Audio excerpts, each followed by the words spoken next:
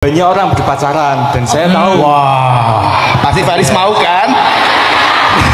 Oh enggak, maaf. Kalau ditanya mau sih sebenarnya enggak ya, karena pacaran ini sesuatu yang dimurkai oleh Allah Subhanahu wa Ta'ala. Masya Allah. Faris masih polos ya, oke? Bukan masih polos, ini benar. Bener. Maaf, Bukan bener. polos, ini benar. Yang Keren. benar Faris ya. Oke, silakan. Pertanyaan saya adalah bagaimana menjaga kejombloan saya di gemburan teman-teman saya yang gitu. Bagaimana menjaga kejombloan Faris Iya. di Di tengah tengah gempuran teman-teman yang pacaran, Ustaz. Iya. Padahal saya juga aslinya pingin gitu. Ini pertanyaannya luar biasa ya. Semua tema ada di sini nih. Saya di sini harus jadi dosen tentang perfilman.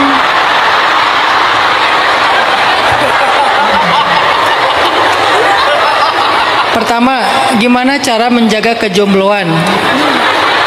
Jangan pacaran. Di tengah gempuran ya, karena ternyata tadi Faris bilang di awal nggak mau, tapi ternyata yang keduanya mau. Ya manusiawi lah, normal ya Faris ya. Karena Nabi Yusuf, Faris, pertanyaan pertama jawabannya ada di kisah Nabiullah Yusuf. Karena Nabi Yusuf itu anak muda, jomblo fisabilillah. Saya nyebut jomblo fisabilillah karena beliau berhasil menjaga kehormatannya walaupun dengan ujian dan godaan yang luar biasa. Nanti salah satu kalimat yang kita temukan di dalam surat Yusuf itu adalah adegan ketika digoda. Ada kalimat gini dari Allah, wahammat bihi wahamma biha. Perempuan itu tertarik kepada Yusuf, Yusuf juga tertarik kepada perempuan itu. Jadi Nabi Yusuf itu manusia normal yang punya ketertarikan kepada perempuan. Apalagi perempuan ini memang cantik gitu. Dan digodanya itu di tempat yang sangat sangat aman, nyaman kalau dia mau menurutkan hawa nafsunya. Tempat yang terpencil, terkunci, hanya berdua, nggak ada yang tahu, dipaksa pula gitu kan ya, sampai sobek baju bagian belakangnya.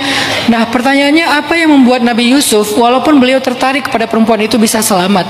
Jadi tertarik itu wajar, manusiawi. Kalau Faris ternyata pengen juga karena ngelihat lingkungannya pacaran, pengen pacaran, penasaran seperti apa, manusiawi. Tapi apa yang membuat Faris bisa selamat, bisa bertahan? Apa yang membuat Nabi Yusuf bisa bertahan? Karena Nabi Yusuf melihat burhan. Nanti coba baca lagi kisahnya. Karena Nabi Yusuf laula an ra'a burhan, karena dia melihat burhan. Apa itu burhan? Petunjuk.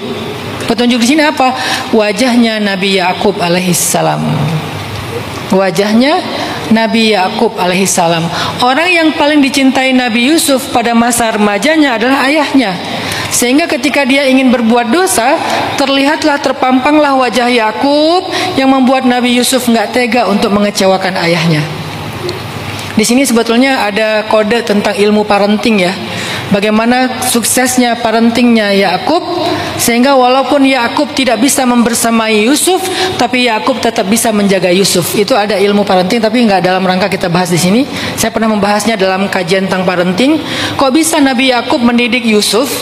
Kemudian ketika Yusuf dilepas keluar jauh dari beliau, beliau masih bisa menjaga Yusuf. Itu kan ada rahasia parenting yang luar biasa. Secara ringkas, salah satu rahasia parentingnya Yakub adalah kasih sayang yang sempurna. Saking baiknya kasih sayang Yakub, muncullah rasa cinta dalam hati Yusuf. Dengan cinta itu Yusuf tidak ingin mengecewakan. Itu yang dimiliki oleh Yusuf alaihissalam. Jadi Faris, jadikanlah cinta Faris kepada keluarga sebagai kekuatan buat Faris istiqomah. Itu kalau belajar dari cerita Sayyidina Yusuf alaihissalam. Itu cara menjaga kejombloan di antara gempuran pacaran. Yang saya berharap Faris menjadi orang yang jadi trendsetter ya, yang bisa membuat sebuah tren. Karena saya sendiri suka membuat dakwah dengan membangun tren.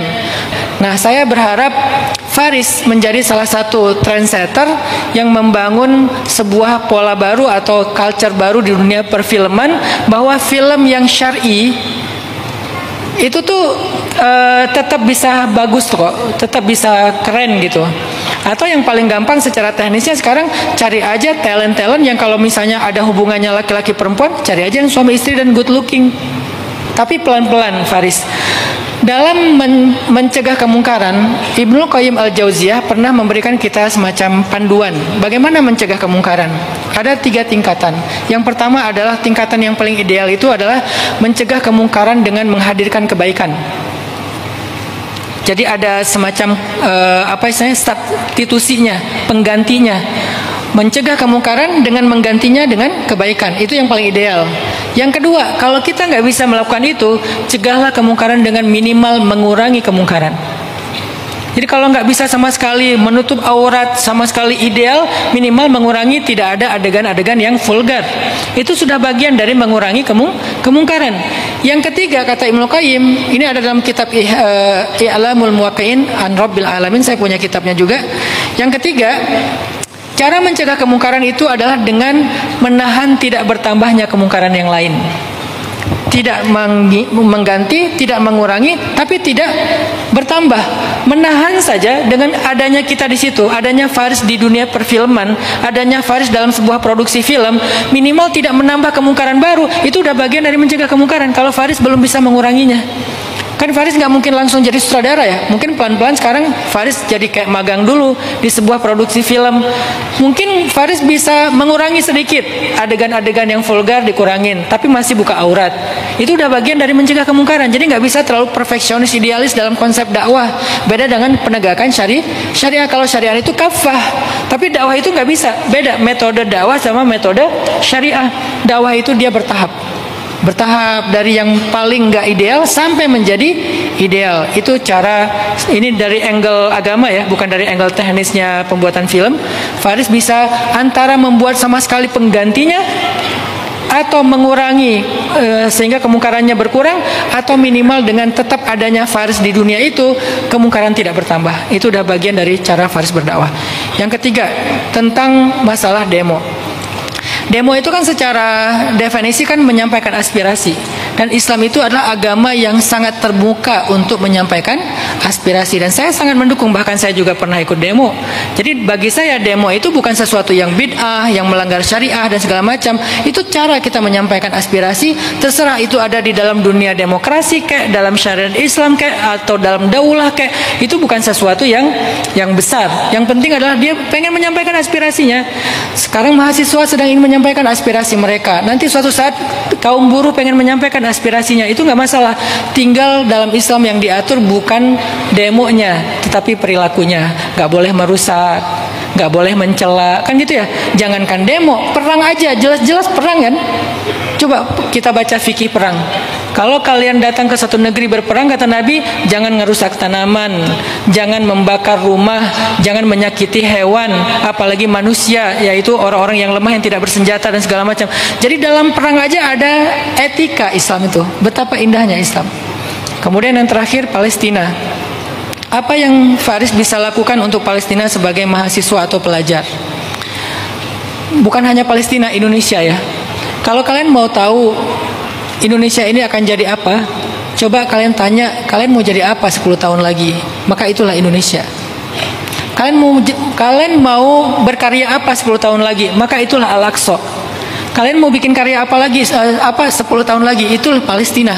Faris sebagai pelajar atau sebagai mahasiswa di bidang perfilman, Faris mau bikin karya film apa 10 tahun lagi, seeksis apa Faris di dunia perfilman, maka itulah pembelaan Faris untuk Palestina. Saya berharap Faris bisa mengkampen tentang isu-isu Palestina dan humanity lewat filmnya Faris. Jangan remehkan perfilman, itu dahsyat sekali efeknya. Ini saya kasih contoh. Efek industri dari perfilman ya, salah satunya. Sejak kapan industri wisata ke Mesir itu naik lagi?